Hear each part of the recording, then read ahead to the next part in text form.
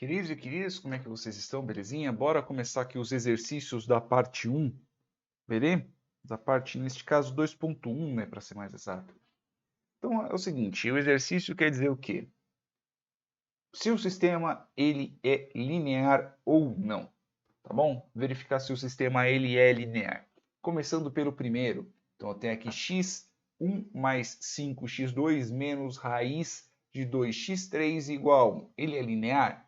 Não, ele não é linear por causa desse bendito dessa nossa raiz. Então, ele não é linear. Segundo, x1 mais 3x2 mais x1 vezes x3 igual a x2. Ele é linear?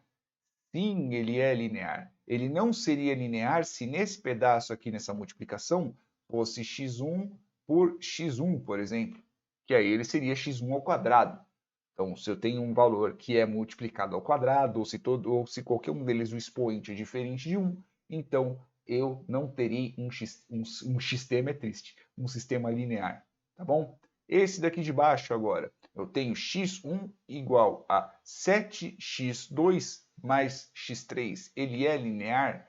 Sim, ele é linear, eu não tenho nada sendo não tenho nenhum expoente, eu não tenho nenhum seno nem cosseno, não tenho porcaria nenhuma do tipo. Então, sim, ele é linear. E este último aqui, ele é linear? Não, ele não é linear, porque afinal de contas eu tenho um x1 elevado a menos 2. Então, ele está sendo elevado, mesmo que o número seja invertido, então ele vai ser 1 sobre alguma coisa ali, mas ainda assim 1 sobre alguma coisa vai acabar se transformando 1 sobre x1 elevado ao quadrado.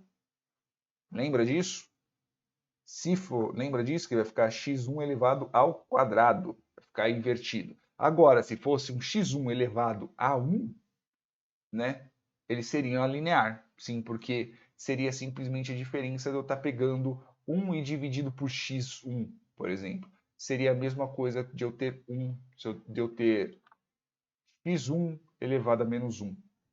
Então, sim, tem como ser diferente de 1. Ser menos 1 é uma opção, porque afinal de contas você simplesmente só vai estar dividindo esse valor, mas mesmo você estando dividindo esse valor ele não faz uma curva, né? Ele não vai fazer uma curva, porque afinal de contas se eu tiver 1 dividido por 2, vai ser 0,5. Se eu tiver 1 dividido por 3, ele simplesmente só vai diminuindo. Espera aí. Não, não, não, não. Se estiver elevado a menos 1, ele acaba se transformando num sistema não linear mesmo. Porque, ó, se eu tiver 1 dividido por 2, é 0,5.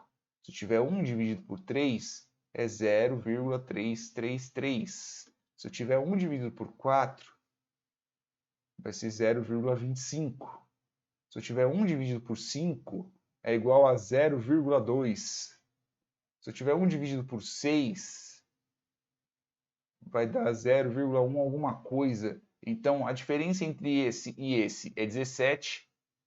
A diferença entre esse e esse não é 17. Então, realmente, não pode ser um x1 elevado a menos 1. Então, eu falei bobagem. Somente pode ser 1, não pode ser elevado a menos 1. Porque se tiver invertido, se tiver dividido por x, ele deixa de ser um número, ele deixa de ser uma função linear, né? Ele se torna uma função diferente, ele vai ter uma curva, mesmo que seja para baixo. Inclusive, ele vai chegando, tendendo a zero, né? Ele não chega a zero. Então, realmente, não pode ser elevado a menos 1.